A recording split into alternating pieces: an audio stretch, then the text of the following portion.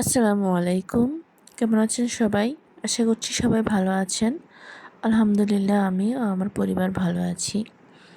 আজকে রুই মাছ দিয়ে মিক্সড ভেজিটেবল রান্না করব। কিভাবে রান্না করেছি সেটাই আজকে আপনাদের সাথে শেয়ার করছি। প্রথমে রুই মাছ ভেজে রেখেছি। এখন আরেকটা হাঁড়িতে সয়াবিন তেল দিয়ে পেঁয়াজ কুচি আর একটু রসুন কুচি দিয়ে ভেজে নিচ্ছি।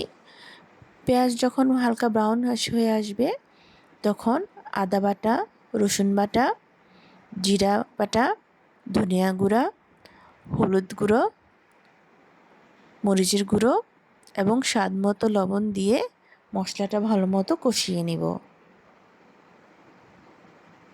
মশলা কষানোটা হচ্ছে যে কোনো রান্নার মেইন একটা ব্যাপার। ভালো মতো মশলা কষানো হলে সেই রান্নাটা খুব ভালো হয় এবং খেতেও অনেক মজা হয়। আমি রান্নাটি একটু অন্যভাবে করেছি। আমার বাচ্চারা মাছ খেতে পছন্দ করে না, তাই আমি এটা রান্না করব, কিন্তু মাছগুলো বেছে ম্যাশ করে তারপরে আমি সবজিতে দিয়ে দিব। আমি মশলাটা প্রথমে কষিয়ে নিচ্ছি, পানি দিয়ে নিলাম। এখন ভালো মতো কষিয়ে নিব। এটাতে আমি টমেটো পিউরি করে নিয়েছি, অর্থাৎ টমেটোটা ব্লেন্ড করে নিয়েছি যাতে সব মশলাটা ভালো মতো একসাথে কষানোতে সুবিধা হয়। আমার মশলাটা প্রায় কষানো হয়ে গিয়েছে। এখন আমি এটাতে মসুরের ডাল আগে থেকে ভিজিয়ে রাখা ছিল, 1 কাপ পরিমাণ মসুরের ডাল দিব, দিয়ে একটু কষিয়ে নিব ভালো মতো। মসুরের ডাল একটু কষানো হলে তারপরে আমি মিক্স সবজিগুলো দিয়ে দিব। মিক্স সবজির মধ্যে আমি নিয়েছি মূলো, বেগুন, আলু, কলা। ভালো মতো আমার ডালটা কষানো হলে আমি সবজিটা দিয়ে দিব। আমার ডাল কষানো হয়ে গিয়েছে, আমি এখন সবজিগুলো দিয়ে দিচ্ছি। সবজিগুলো ভালো মতো সব এক সাইজে কেটে আমি ধুয়ে রেখেছি। এখন আমি সবজিগুলো দিয়ে দিচ্ছি।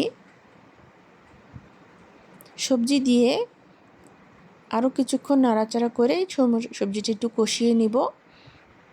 তারপরে যখন সবজিটা একটু আধা আধা সিদ্ধ হয়ে আসবে তখন এটাতে আমি পানি দিয়ে ঢাকনা দিয়ে রাখবো।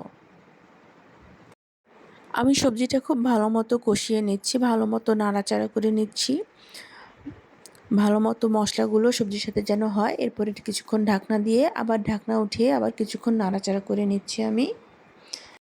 এখন আমি কাটা ছাড়ানোর যে মাছগুলো করে রেখেছিলাম সে মাছগুলো দিয়ে দিচ্ছি, দিয়ে আবার কিছুক্ষণ নাড়াচাড়া করে ভালো মতো সবজির সাথে মিশিয়ে নিব। এরপরে এটাতে আমি পানি দিব। আমি ভালো মতো মশলার সাথে মাছ সবজি সব কষিয়ে নিচ্ছি এবং সেই সাথে পানিও দিয়ে নিচ্ছি। পানি দিয়ে নাড়া দিয়ে আমি ঢাকনা দিয়ে রাখবো। ঢাকনা দেওয়ার আগে আমি কুটে রাখা কিছু কাঁচামরিচ দিয়ে দিচ্ছি। কাঁচামরিচ দিয়ে আবার কিছুক্ষণ নেড়ে তারপরে আমি ঢাকনাটা দিয়ে রাখবো। ঢাকনা দিয়ে 5-6 মিনিট ঢাকনা দিয়ে রাখবো, তাহলেই আমার সবজিটা হয়ে যাবে। এই সবজি সিদ্ধ হতে বেশিক্ষণ লাগে না, কারণ আমি অনেক সময় নিয়ে কষিয়েছি। 5-6 মিনিট পরে আমার সবজিটা সিদ্ধ হয়ে যাবে। আমি ঢাকনা উঠিয়ে আবার একটু নাড়াচাড়া করে নিব ভালো মতো। আমার সবজি প্রায় হয়ে গিয়েছে। এখন আমি ধনিয়া কুচি দিয়ে দিব।